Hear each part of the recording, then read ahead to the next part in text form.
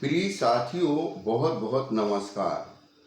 हमारे देश में चुनाव समय पर होते हैं। राजनीति में किसी एक दल का या किसी एक परिवार का कब्जा भी नहीं है। समय समय पर सरकारें भी विभिन्न दलों की बदलती रहती हैं, परंतु जो चीज़ बदलती नहीं है वो वोटर की जिंदगी और उसकी वास्तविक समस्याएं।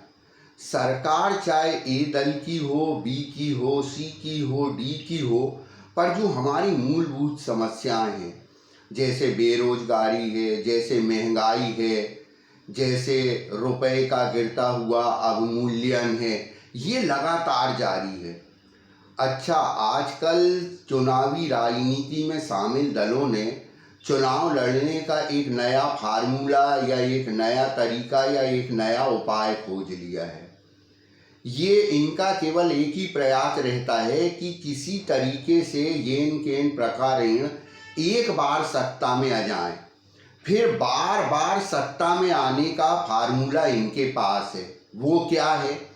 ये सरकारी खजाने का दुरुपयोग जन कल्याण योजनाएं और कर्ज माफी जैसे मुद्दों को लेकर करते हैं और उससे ये वोट खरीदते हैं। कैसे खरीदते हैं? जैसे कि मान लो कोई सरकार है, वो मान लो सत्ता में आ गई। अब वो क्या करती है, जैसे कहीं वोटर तो 18 साल से ही शुरू हो जाते हैं, तो ये उनको कहीं साइकिल देंगी, कहीं ये उनको स्कूटी देंगी, कहीं लैपटॉप देंगी, कहीं फ्री राशन देंगी, फ्री बिजली देंगी। इससे जो यंग वोटर है वो प्रभावित होता है और जो उसको ये स्कूटी या साइकिल या वो उसको लैपटॉप देता है। भाई, यंग वोटर की भी संख्या कम से कम, जैसे अपने देश में 95 करोड़ वोटर हैं, तो 18 से 25 साल के वोटर भी तो कम से कम 10-20 करोड़ होंगे। अगर उसमें से कुछ वोटर आपको 2-3% या 5% दे देते हैं, तो आपका अगली बार चुनाव में आने का, सत्ता में काबिज होने का रास्ता है वो साफ हो जाता है। वैसे अच्छा, इसके अलावा ये जैसे अब इनको मान लो पार्टी के लिए चंदा भी चाहिए, तो ये कहीं कारपोरेट का, कहीं बड़े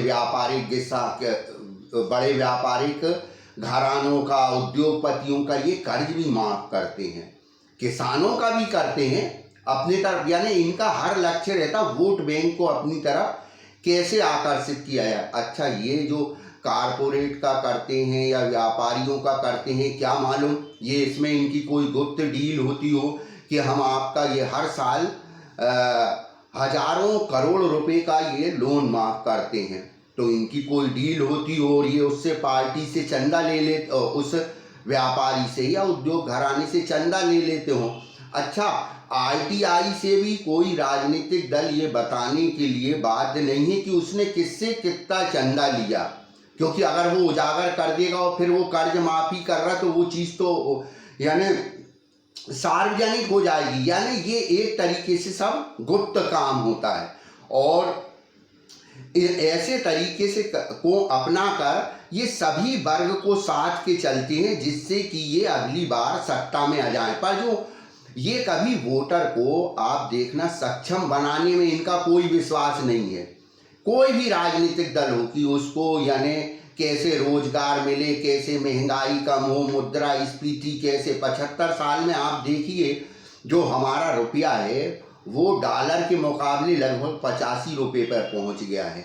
तो इसका मतलब हमारी जो मुद्रा, वो तो रुपए का अवमूल्यन जारी है, उसमें गिरावट जारी है। तो इस तरीके से जो मेन मुद्दे हैं, रोजगार के नाम पे आपने देखा होगा कि हमारे जो लाखों विद्यार्थी हैं वो हर साल पढ़ने के लिए विदेश जाते हैं या रोजगार के लिए विदेश जाते हैं। तो सरकार ऐसा कोई निर्णय नहीं लेती कि कैसे रोजगार पैदा हो, नए रोजगार के अवसर कैसे आए, जिससे कि लोग यहाँ रह के और ये लोकतंत्र को सब मिलकर मजबूत करें। अच्छा, लोकतंत्र की एक ये खासियत है कि जो इसमें भाग लेता है उसी को इसका फायदा मिलता है। अगर आप घर में आलसी जैसे बैठे रहेंगे तो आपको कभी लोकतंत्र का फायदा नहीं मिलेगा। आप देखिए चाहे व्यापारी हो, चाहे अधिकारी हो, चाहे नेता हो, वो लोकतंत्र में शामिल होते तो उन्हें किसी तरीके का लाभ होता है कि नहीं। पर आप ये बताइए कि आप 95 करोड़ वोटर हैं, कितने लोग जागरूक हैं, या कभी आरटीआई लगा के आपके घर के सामने अगर कोई पुल बन रहा है या कोई सड़क बन रही है तो आप पूछें इसमें कितना सीमेंट लगा है, कितना रेत लगा है, या इस पुल में कितने गेज का लोहा लगा है। आपको जैसे हम दो तरीके के कानून से नियंत्रित होते हैं, एक सामाजिक धार्मिक कानून और एक राजकीय कानून। तो आप सामाजिक धार्मिक कानून में तो बड़ी चिंता करते हैं कि अरे साहब वो मंदिर में ये हो गया तो मस्जिद में ये हो गया, तो उनने बोला शर्मा जी की लड़की की इससे शादी हो रही, उनने ये मकान खरीद लिया। पर आपके घर के सामने कोई पुल बन रहा है या तो आप उस पर कभी नहीं पूछेंगे कि ये यानी गुणवत्ता का पुल है या नहीं। तो ये एक तरीके से भाई लोकतंत्र तो एक तरीके से सहभागिता से चलता है। इसमें आप ज़्यादा से ज़्यादा लोग सहभागिता, इसमें जितनी ज़्यादा लोगों की होगी और जितना वोटर जागरूक होगा उतना ही ज़्यादा लोकतंत्र जो है फलेगा और फूलेगा। अगर आप ऐसे ही घर पे बैठे रहे तो फिर जैसा अभी लोकतंत्र चल रहा है, चाहे कितने भी राजनीतिक दल आए, कितनी भी पार्टियां आए, कोई राजनीतिक दल कितनी भी बार चुनाव जीत ले, परंतु आप सोचें आपकी स्थिति में कोई सुधार होगा तो वो सुधार नहीं होगा। इसके लिए आपका जागरूक होना या आपका जागृत होना बहुत जरूरी है। आप देखिए अगर ये जैसे भाई आज ये मान लो व्यापारियों को कर्ज माफी कर रहे हैं, तो कल को ये भी तो हो सकता कोई एक नया वर्ग किसानों या ये जो उद्योगपतियों के अलावा नया उठ के आ जाए कि हमारी, तो आप ये तो वोटर का पैसा है जो टैक्स के रूप में, जैसे मान लो हम एक वोटर हैं तो हम डायरेक्ट टैक्स भी देते, इनडायरेक्ट टैक्स भी देते। डायरेक्ट टैक्स कैसे, जैसे इनकम टैक्स है, रोड टैक्स है, व्हीकल टैक्स है या टोल टैक्स है, ये तो यानी आप खुद जमा करते हो तो आपको रसीद मिल जाती। इनडायरेक्ट टैक्स सरकार किसके द्वारा, व्यापारियों के द्वारा लेती। जैसे हम बाजार में कफन खरीदने गए, कपड़ा खरीदने गए, अगरबत्ती खरीदने गए, सिगरेट शराब खरीदने गए, कोई एक भिखारी है जो यानी ट्रैफिक लाइट पे भीख मांगता शाम को, वो भी आटा चावल दाल खरीदेगा तो वो भी टैक्स देगा। कोई चोर भी है वो भी रोटी तो खाएगा शाम को, वो मान लो कोई भी सामान बाजार से खरीदेगा तो उसमें उसको व्यापारी भाई किसी भी चीज की कीमत, उसमें अपना मुनाफा और उसके अंदर जो सरकार का टैक्स रहता वो भी कलेक्ट करता।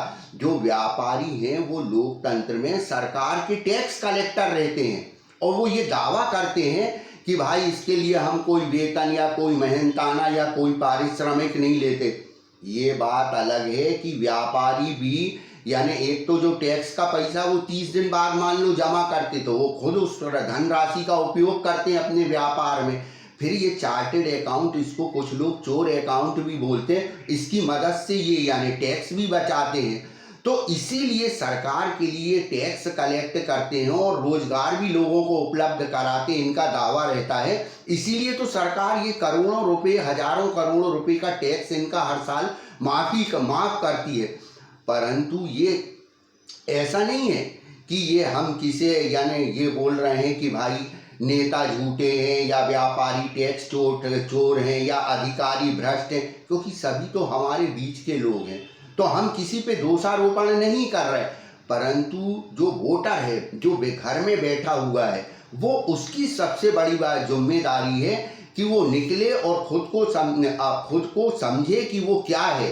भाई लोकतंत्र में सबसे बड़ी ताकत तो वोटर ही है, और अगर आप समझदारी से वोट नहीं करें लोगों, आप राजनीतिक दल को देख के वोट करते हो। राजनीतिक दलों में क्या है, जैसे मान लो मेरा कोई राजनीतिक दल है, फिर मेरा बेटा अध्यक्ष बन गया, फिर मेरा कोई रिश्तेदार या मेरा कोई खास, तो राजनीतिक दल तो ये इन्होंने व्यापारिक घराने जैसे बना रखे हैं। जैसे ये टाटा बिरला अंबानी अडानी है ना, ऐसे ही इनका उस पर कब्जा है और ये नए नए तरीके के हथकंडे अपनाकर जन कल्याण योजनाओं के नाम पर या कोई कर्ज माफी के नाम पर ये यानी सरकारी खजाना लुटाकर आजकल ये चुनाव लड़ने का एक इनका फार्मूला या एक इनका उपाय तरीका या इनका एक ट्रेंड पैदा हो गया। तो इस सब से बचने के लिए अगर केवल लोकतंत्र में आपने चुनाव लड़के चुनाव जीत लिया और वोटर की स्थिति में कोई सुधार नहीं हुआ, तो ऐसे लोकतंत्र की क्या महत्ता है? वो तो 75 साल से 150 साल भी चल सकता है। लोकतंत्र की महत्ता तब है जबकि वोटर की स्थिति में सुधार आए।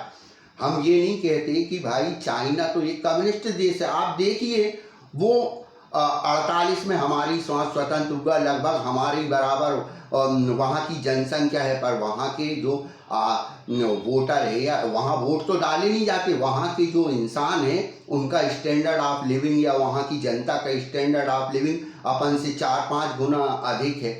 तो इसके लिए हम सबको एक साथ मिलकर भाई काम करने की ज़रूरत है, और जब वोट देने जाएं तो हम ये देखें कि हम किसे वोट दे रहे हैं। वोट एक तरीके की माचिस है भाई, आप उससे दीपक भी जला सकते हो, आप उससे घर में आग भी लगा सकते हो। वो एक तरीके की पिस्तौल है, आप उससे अपनी आत्मरक्षा भी कर सकते हो, किसी की हत्या भी कर सकते हो।